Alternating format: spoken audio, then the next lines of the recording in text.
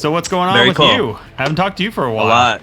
I have a lot going on. I was actually in the well. I just finished filming 2 hours and 38 minutes for a 1 minute scene for my YouTube channel. so, Jeez. so it's like a lot of patience and time to make these videos. But the fans go nuts, and like I've built quite the following, and everybody loves what I do. So I have to keep doing it. Mm, Otherwise, like I don't want it to go stagnant. I'm really building to 100,000 subs. nice. So it's working. I'm getting like 1,000 subs a week right now, so consistently. So it's working. Cool. Yeah, definitely. Well, like, go ahead and tell everybody, because I already hit record. Go ahead and tell everybody who you are and kind of like the dual kind of thing of what you're doing right now. Sure. Hey, everybody. I am David Camarena, also known on YouTube as Today I Grew Up. I'm also the singer and songwriter of a band called Heart Like War, which I play guitar and write music for, pop punk. And we have fun. We tour the world sometimes when it's not COVID season. And I really enjoy myself in music and YouTube as my passions. And now they're my full-time jobs. I'm just one of the lucky people who could say that in 2020, I think. So. Very cool. Which is tough. It's tough out there for people right now. Yeah, it's pretty crazy. I kind of quit my job at the beginning of the year, and then it was kind of weird. Like, I was like, oh, well, I guess I was going to be without a job anyway. Right. That's true. Yeah. So you what'd you do before? What'd you do before YouTube? And your band? Yeah, so before YouTube became a YouTuber full-time, I was a marriage family therapist, which I still am. I'm registered through the Board of Behavioral Sciences, so I'm very much still a therapist. I'm just not, as of October 1st, I quit my job. But for the last 9 years, I've been working as a therapist in mental health from clients ages 3 to 55 in a mental health crisis or with a mental health disorder that I helped help them in different inpatient and outpatient settings. So my background is a bachelor's in psychology, a master's in psychology with an emphasis in marriage family therapy. So I'm trained to work with individuals, couples, families, kids, teens, doesn't really matter, young or old. I'm trained to help them as a therapist. Nice. Yeah.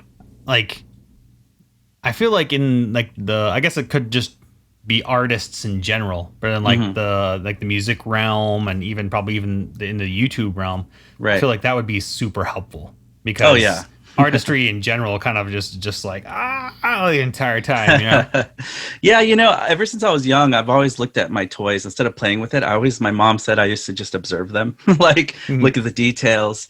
And I guess since early on, I was just very curious in how the human mind works. Why do people do what they do? Why are things the way they are? I was always trying to like unravel the world in this abstract kind of like Rubik's Cube, trying to figure out personalities or personality types or even disorders. I didn't understand what that was. And I used to kind of life coach my friends and family before I knew what it was. And then I realized, oh, you can get paid to talk to people for a living. This is something I want to do. That's really cool. So that's what got me into psychology. And yeah, it really woke me up to life. And I grew as a person. I know I struggled with depression and anxiety most of my life. And it was unmedicated, of course. I'm not medicated now or anything, but it was severe enough where I was like, okay, something's going on. So a lot of therapists who go into this field usually struggle with mental health themselves, which I think is good because not only do we fix ourselves, we can now help people and relate to them saying, hey, you know what? I struggled through similar things too, through traumas or other things that you may have going on. Yeah. So yeah, it's hard to quantify that because it's just like almost a decade in mental health. At this point, I've worked with hundreds of clients. I still have pro bono cases that I do on the side right now as like while I'm not working as a therapist for the county, I could still take on some pro bono cases for free because I want to give back to the community. And that's what I always tell people, like let's move away from being a keyboard warrior. Let's move closer to being somebody who takes action within your community and do good. Because people get frustrated. It's like, yeah, you can't change the world, but you can maybe influence the world around you where you're placed in your community, in your town. What can you do in your city to get involved? So like I'm looking at the Salvation Army right now to get involved they have an Angels Mission program so we can help like serve the needy and families of the community. And I encourage everybody out there, if you have time or if you're blessed and you can give back, reach out to the Salvation Army if you need help or if you want to get involved. So things like that, it makes me feel better to like know I'm just taking action and not just being a pacifist keyboard warrior, I guess, so to speak. Yeah, I feel there's a lot of that so, like negativity right. in the world going around, especially Yeah. now since there's a lot more people at home. So Right. Yeah. So I'm always for cool. that positive change. Let's take positive action. The stuff I do, it's not for me. I don't try to do this to boast and show off and say, look at me, I do all this stuff. And it's really meant to inspire people. And I even tell that to people on my YouTube channel. Work hard, put your mind to it, never give up. And you can dream big and you can accomplish anything. So if you just keep that work ethic, I'm trying to inspire people to change. I'm trying to inspire people to do more. Because if we just are too pacifist, things can happen. We could start getting swayed to an opinion, or maybe we lose sense of who we are. So that's something I always try to kind of not like shove down people's throats, but I like to model as an example of, well, if you're feeling down, let's get to a better place, Yeah. So it's my inner therapist coming out too. And that bleeds into my YouTube, that bleeds into my music with positive messages about mental health. And so I'm always trying to kind of cross-platform everything. This is who I am, my persona. Let me inspire you for change, for good. All that good stuff. Very cool. So, yeah. Well, I think I talked to you like a little bit about like what I had kind of planned on doing and the starting of the podcast, Sure. My focus is going to be a lot more on, digital media, whether it be, YouTube or video and et cetera, not just recording music and throwing it out into the ether, hoping someone picks it up. Right. Which is what most artists do. So as someone who kind of went from like just being in a rock band and having like a day job to having a rock band, having a day job, and then all getting thrust into like the popularity of what you started on YouTube.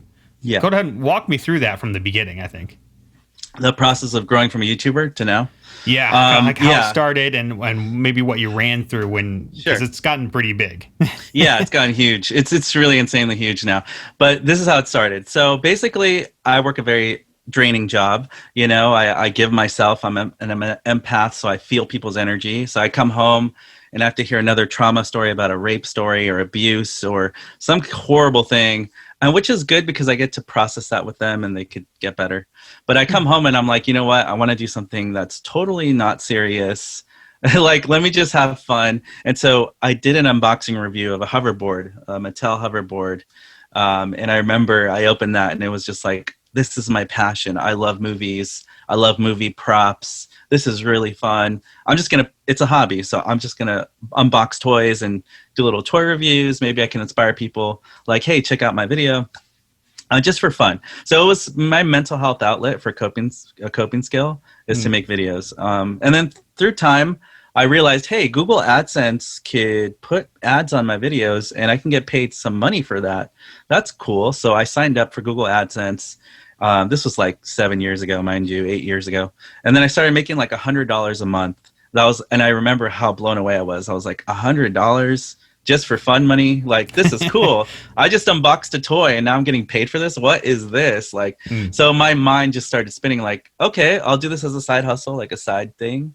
But I didn't think much of it. And for years, I would say like 5 years, I just made $100 a month.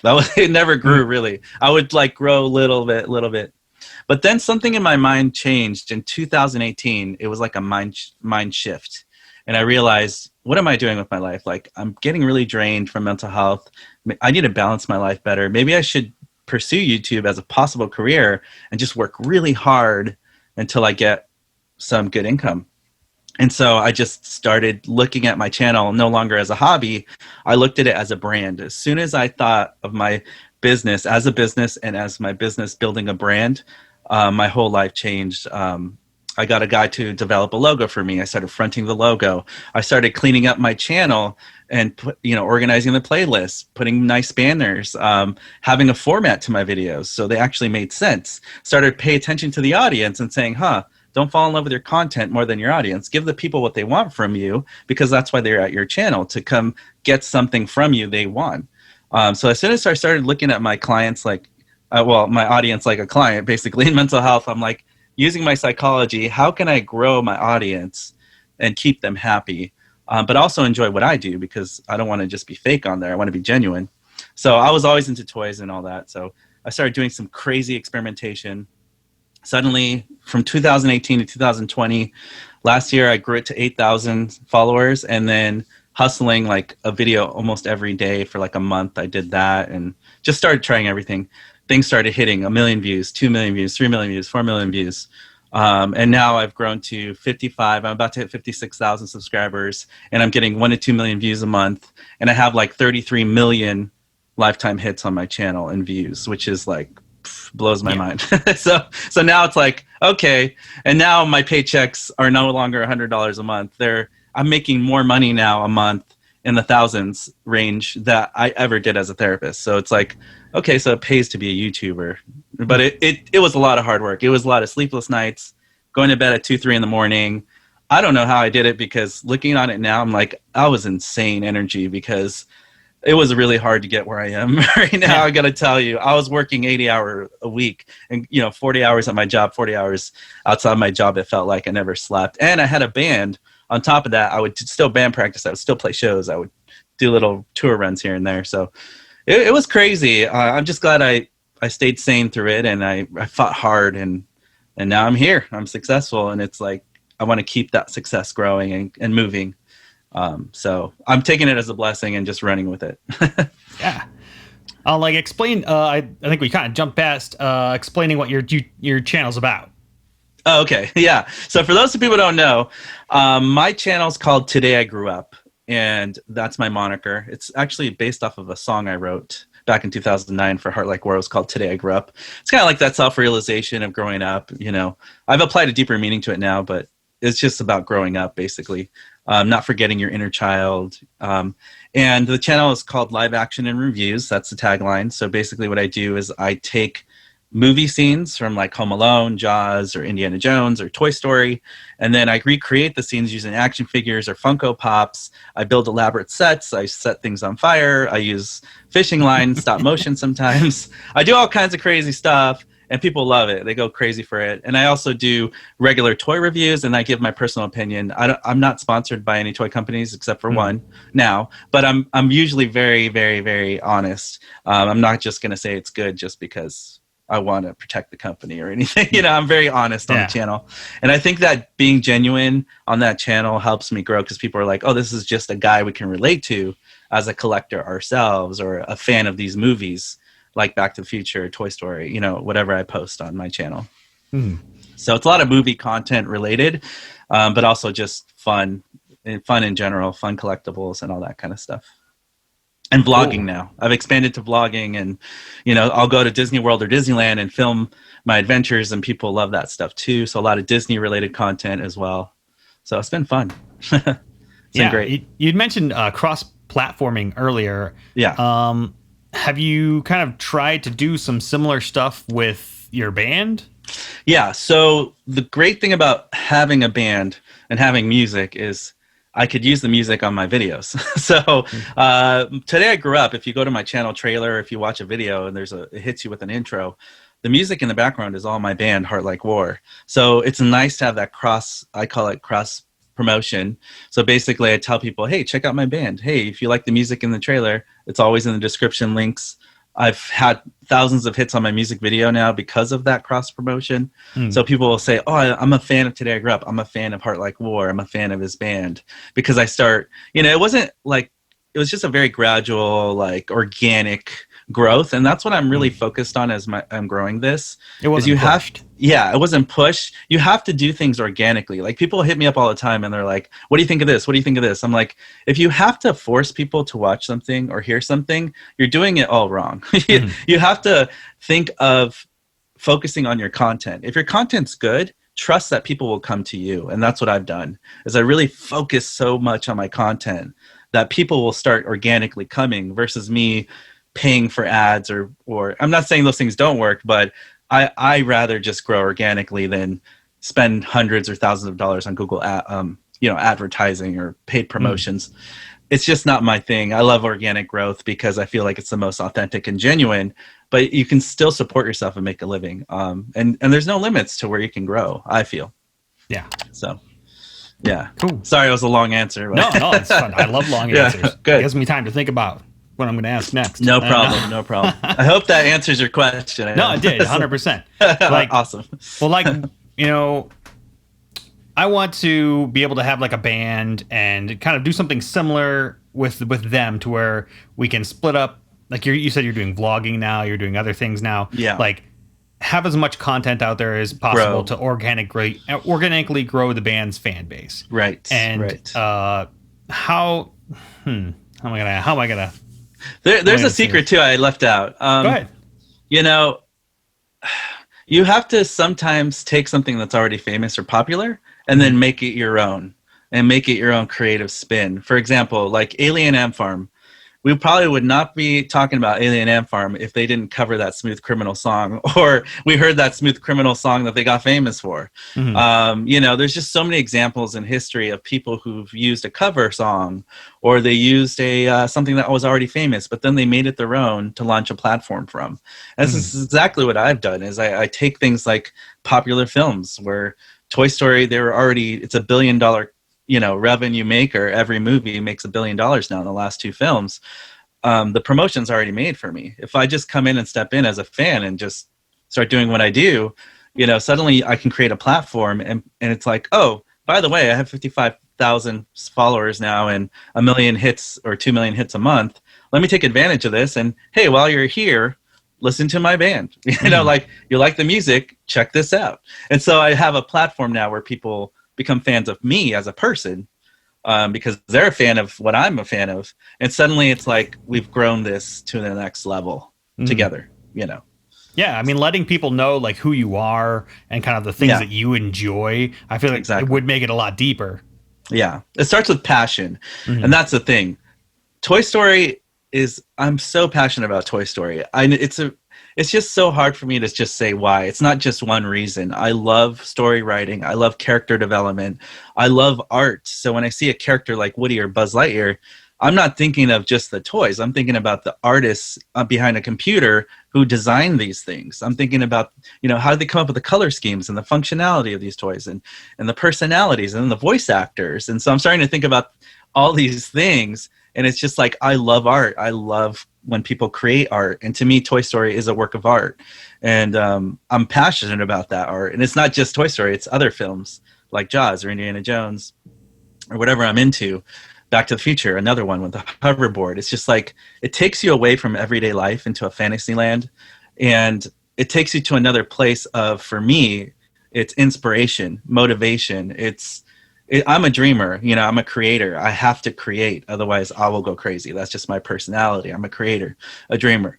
So relating with people who are like me, it excites me about life. And I'm like, I want to do something cool too. I want to do something creative also, even if it means taking something that's already created, but then I recreate it to make it my own. Cool. So, yeah. Okay.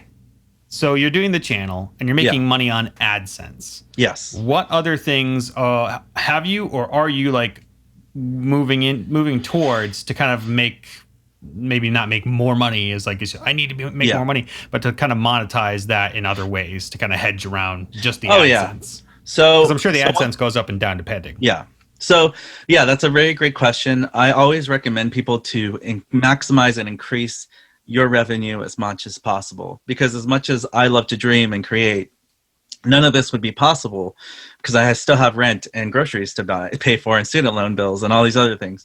And I'm sure one month is going to be more than the next, so. Yeah. So to live in the real world, which I have to remind myself to do, we need to create revenue streams. So I always tell people, if you're going to be a YouTuber or a blogger or whatever it is, musician, what I'm doing right now is actually I'm going to launch a website called todayigrewup.com. It's in development right now. I'm going to have a store on there that's going to sell physical goods. It's also going to sell digital goods. In terms of my YouTube channel, there's now a join button where people can buy like custom badges. So when I'm in a live chat, in super chats, they can tip me money. I've already had some tips, which is really weird. I'm just talking and they tip me, or they start buying the emojis and then I get paid from that. And then also affiliate marketing is, so I've signed up through Amazon. I've signed up through fun.com. There's other websites that I've partnered with for affiliate marketing. And so I can put a link on there. So when I'm talking about a product on my channel, hey, if you want to buy this, check my link down below. It'll take you right to the product page, and I get a cutback from that. So I've done affiliate marketing. I'm building a website. I'm doing a PO box so people could send me stuff. And so, yeah, that's other things where I can grow my revenue streams. And then as well as making a Patreon. So I made a Patreon account. I already have 2 or 3 people on there right now, still growing it. So people per month can pay me like from $3 up to $20 a month to support me, to continue to do what I do. And in return, I offer them some exclusive content like behind the scenes videos, behind the scene photos, things that are coming up on my channel before the public eye could see them. You guys get a preview of that, how I make my videos, etc. So there's some perks that I offer if people want to subscribe to my YouTube channel or the Patreon. So these are other revenue streams I've opened up where it's kind of like, it's not just dependent on Google AdSense. If something happens with that, I can at least have support through Patreon, through affiliate marketing, through my website. So I'm definitely setting that up right now to continue to increase my revenue streams. Cool. So, which is important, I think, for any content creator, because like you said, if I have a bad month, or maybe for some reason ad revenue is not paying so much AdSense revenue, you have a backup plan or another stream of income coming in somewhere else. Yes. So yeah, that's important. I mean, you never know what's going to, I mean, to be honest, one day YouTube could just drop off the face of the earth, and then like, okay, wait, you need maybe a mailing list, you need this or that, so to be able to contact the people, or moving from one platform to another, that's true. Yeah, that's true. It's kind of the democratization of it all, it's that could, awesome. If YouTube ended tomorrow, I would not freak out personally. I would be like, you know what? I still own the videos I've created. I have a backup of them. Why don't I launch them on my website and then find other ways to get revenue from advertising that way? At that point, I already have this following. It helps too, because wherever I go, people start following me. So that's something that's potentially great about it. But for now, 2020 has been wonderful for me in terms of revenue. AdSense has not gone down. If anything, they're just advertising more streaming services. People are at home, stuck at home watching videos. So that's only helping my YouTube channel grow at this moment. Cool. So yeah, it's definitely been great. I've been one of the lucky ones for sure in this process for building a business in 2020, basically online. So yeah, it's been crazy. So, okay, so have you it's probably been somewhat hard to be thrust into all of that, like information wise. Yeah. Like trying to okay, Patreon, I got to do this, I got to do that. Yeah. Got to figure out these super chats, got to do other things, probably getting into Twitch and other things you're doing and whatnot. And sure. So how hard was it to take in all that information? All this information and knowledge that I've attained now has been, honestly, the last 2 years. I want to say it goes back to 2 years of grinding. Back in 2018, when I started taking this on as a business, I was like, okay, by 2019, I want at least 10,000 subscribers, right? Or I want at least, by this year, my goal was 50,000 subscribers, and I already passed that. So every year I kind of was like, okay, this is what I have. This is what I'm doing. What can I do to continue to grow this? So this year was the year of, okay, let's just go as hard as I can, which was start my Patreon, make sure my other revenue streams, like building a website, getting a PO box, keeping the fans happy, building my community tab on YouTube, my stories tab on YouTube, my Instagram, relay them back to YouTube. So I'm starting to think about cross promotion. I'm thinking about, here's my audience. Where do I keep them busy while I'm in between videos? Give them some fun stories, give them some fun community posts, do some community engagement. Because if you don't keep your community engaged, it's not going to really work. But that's the way I approached it going forward was, how am I going to keep the audience entertained, but also how am I going to keep maximizing my growth? It wasn't stressful. It was just a lot of homework. And for anybody who wants to do this, it's not impossible. I came from nothing and I did it. It's just your work ethic, your passion, your drive. If you want it bad enough, you'll enjoy it. And that's what I was with psychology. Nobody wants to read 77 chapter thick psych books, but I did it because I loved it. So do things you're passionate about, because if you're not passionate about this, you're not going to, realistically, you might not do it because what for me to be here was constant want and failure was not an option. The constant drive. You know, I wanted to be a YouTuber so bad. I was like, if I have to read 10 hours or of this ebook or watch this guy's tutorial about how to grow your YouTube channel, and it's like a boring guy, I sat myself through I it think I because know I that wanted. guy. Yeah, yeah, you know what I mean. I want to be successful, and I was like, I'm gonna put in the work, and I did it, and it was worth it. It paid off, and now I have all this knowledge where I'm gonna start selling YouTube coaching services on my website once I launch it. I'm gonna start selling this information because it's very valuable now that I've seen it grow for me. Mm. I'm pretty sure that if people apply the same kind of attitude or step-by-step approach that I have for YouTube, you can also grow yourself a YouTube business successfully. It's just, it takes patience, drive, commitment, good work ethic, all etc. So you have to want it bad enough. You know, kind of like therapy. You won't do good in therapy unless you want to be a better person. You're not going to change. You know, so same with work and business. If you want it bad enough, you're going to have to want to put in that work to make it work. Do you think that like what I'm trying to do is possible with like a group of people? Because you being in a band, knowing probably the heads that get butted and everything else that goes on. Do you think that that's possible and smart to do? I think having a team of people is one of the smartest things, but also one of the things where you have to be careful about as well. Because I'm a big believer in DIY, do it yourself. If we stretch too thin with too many people, I'm sorry to say, but like you can't always rely on other people to do things for you. Even if you're paying them too, because as you know, like every workplace, there's always somebody there who's like maybe not meant for the part, or maybe they don't put 100% like you do. And even in my band, when I met Anthony Cannell, the drummer I have now, you know, we were always on whoever we let in our band, they have to want this as bad as us. They have to work as hard as us. Otherwise, it's not going to work. So if you do build a team of people, it's not about being mean, because some people will invite their friends or relatives, and it's like, well, just make sure they want this bad enough too, and there's something in it for them. Otherwise, you're not going to get that commitment, and you might slow you down in growing your business. So I would say few people the possible, but the community you do build, the group you do have, make sure everybody is on the same page and wants the same things. Because if that you can't answer that, you're not going to probably be successful in what you're trying to achieve as a group or as a team of people. So I would definitely be mindful of that. But I have a great team of people for Heart Like War. We've built that over the years.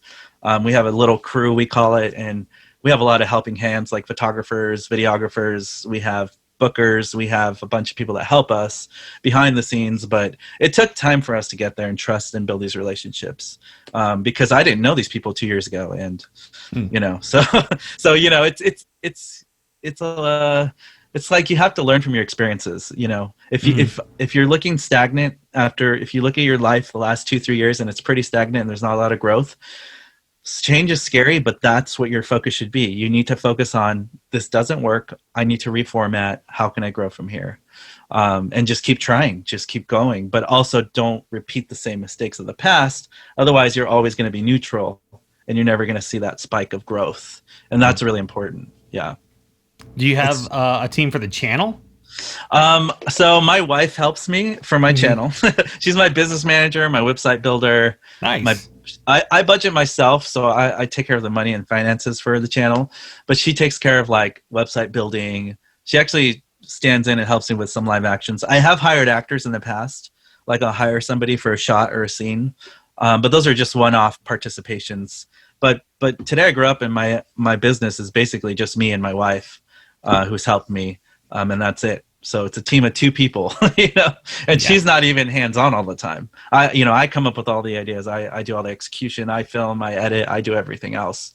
But, you know, it's not impossible. If I can grow this and I'm just one person and I just have one partner to help me, anybody could really start growing it. Because it didn't take a team of people for that. The band was actually harder to get where it was now when used more people than my YouTube channel. That's for sure. It was a lot easier to build a YouTube channel, let me tell you, than a band, especially in the pop punk genre. You know? Yeah. So definitely harder. It's hard to be in a band, and it's expensive to be in a band. You know? Yeah. So that's a whole other thing. Oh yeah. Seriously though. So what advice would you give a band that wants to kind of jump into this realm? I would say always remember, number one, quality over quantity. Um, a lot of times people just put something out and they're like, we're trying, we're doing it, so we're fine. In reality, that could hurt you. Because people are pretty critical on the internet these days. I have to be so careful about what I put out on my YouTube channel, because people will look at my backdrop right here and be like, you moved that toy to the left, or it's missing. Where is it?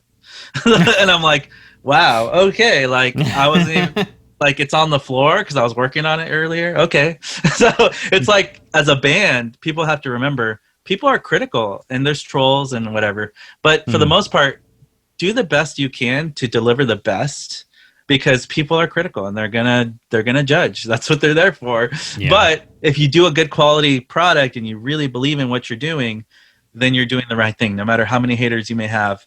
If you're doing your best you can and you're putting in the work, that to me is the basic step one advice, is like quality over quantity.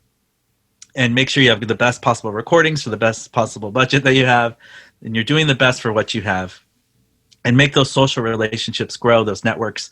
I've been humbled to be friends with MXPX and Slick Shoes, and other bands like that, Five Iron Frenzy. And so I've had Leonore help me with a song. Mike Kerr has jumped on stage with us. I've recorded with him. We've opened up for Slick Shoes. So I'm buddies with the bands I grew up listening to. And it took years to develop those relationships, but they're my friends. And I think the music community starts getting smaller when you start connecting. Mm-hmm. And everybody really wants to help each other out. And the only way you can get there is, don't be afraid to ask for help, or go to your favorite lead singer or a band member or somebody else, even if they're not famous, and say, hey, can you help me? I need some help. These people actually want to help you. And I'm testament to that. I grew these relationships. And so relationships are important. Helping each other out is important. And making sure you're doing it for the right reasons. If you're just doing it for fame or money, you might burn out and fail pretty quick. I do music because it's my life. I am a musician, and I think that really counts. Are you doing it for the right reasons, quality over quantity, and develop positive relationships? And there's really no limits to where you can grow and where you can go. You just need to try. And that's probably my best advice for any upcoming band, is just be mindful of those categories, because they really do affect your overall band and performance. And have a good relationship with your band members, and hang out, and don't just do music stuff. Get to know them as people. Make sure they're compatible with you, and you guys believe in the same things and have the same mission and common goals. So it's really important. That's very important. Yeah, I can't remember who I was talking to a while ago, but they were like, basically being in a band is kind of like being married to 4 people. Yeah. It's like a marriage. Yeah. Sometimes I'm the dad or the mom role. Anthony Cannell, the drummer, he's also the same. He's like a mom or dad. We fight sometimes and get into it, but no, it's just like brotherly love, basically, But at the end of the day, we all have the same visions, the same passions, the same drive, commitment, and beliefs into what we do, and all that stuff really matters. And although we have our differences, it makes us stronger and doesn't divide us, and that's the most important. You want to have diversity, but make sure you guys get along like a family. It is very much a family, or a marriage, like you said. So cool. That's true. Yeah. Well, I mean, I think that's it. I think that's all I got. Thanks cool. so much for coming on, man. I mean, I really appreciate it. I've really loved following your channel and seeing what you've been up to in the last few years. I mean, it's kind of cool to catch up.